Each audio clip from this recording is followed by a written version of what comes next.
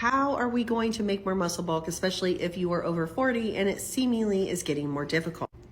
Well, we want to maximize your capabilities to make muscle hypertrophy and make the muscle grow. And it's going to have to come by resistance training. So weightlifting would be an example of resistance training. Gone are the days of cardio and you just are blasting it out for 40 minutes on the elliptical. That is just not going to roll anymore. Because we're losing muscle bulk as we age, we have to start lifting. But let's take a look at this article.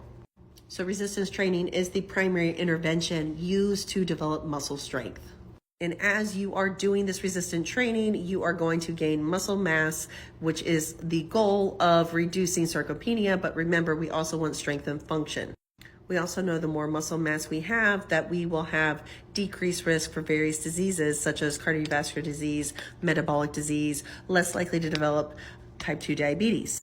So how do you make your muscles grow? Well, your muscles actually growing is a muscle hypertrophy, so gaining. So muscle hypertrophy happens when muscle protein synthesis exceeds muscle protein breakdown. So you're making more than you're tearing down, and it results in a positive net protein balance in a cumulative period. And this is going to be achieved with resistance training and protein ingestion. You have to fuel your body. You cannot starve yourself and grow muscles. This is a lesson women 40 plus have to learn. You cannot starve yourself anymore. It's not going to work. I say anymore. You shouldn't starve yourself ever, but you know what I mean. So from the nutrition point of view, protein intake along with resistance training is the stimulus to make muscle protein synthesis, otherwise known as grow your muscles. And the accepted amount that you should lift to make that muscle bulk generally rolls in the range of 1 to 3 sets at 70 to 85% of the 1 rep max.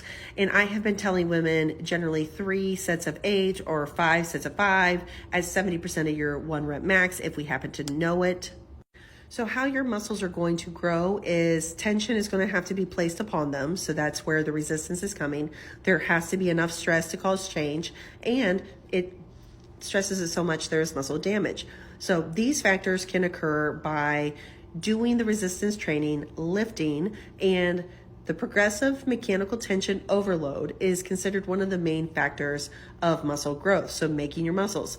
So you keep stressing your muscles and adding stress, adding tension to make your body tear down and then build back up. Lately, I've been shifting to having my women lift much heavier than I ever have before. I'm going with the 5x5 model. I'm having to do 5 sets of 5. And oftentimes I'm having them just do 5 exercises. And the goal is for them to have a change in how they've been lifting. Because previously they've been doing like 3 sets of 10 or 2 sets of 15.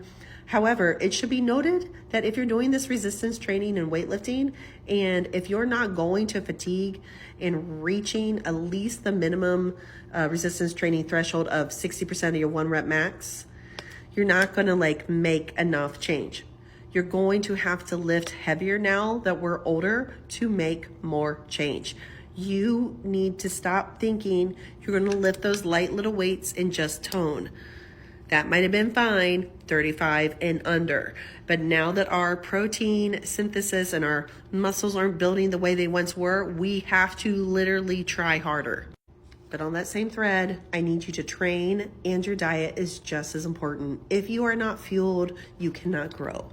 So recent research has shown that muscle hypertrophy, so that's making growth, that occurs in the initial stages of weightlifting and resistance training. So in the beginning, there is a newbie, you're going to have a lot more gains in the first 4 sessions, is mostly attributed to muscle damage causing cell swelling, with a majority of strength gains resulting with neural adaptations, meaning your brain's getting smarter, you're learning how to make the change. As you continue to lift, within the later phases, so 6 to 10 weeks out, muscle growth begins and becomes a dominant factor. So you may see some initial gains because you're a little swole from all the stuff that's happening and damage, but the true strength gains come with time.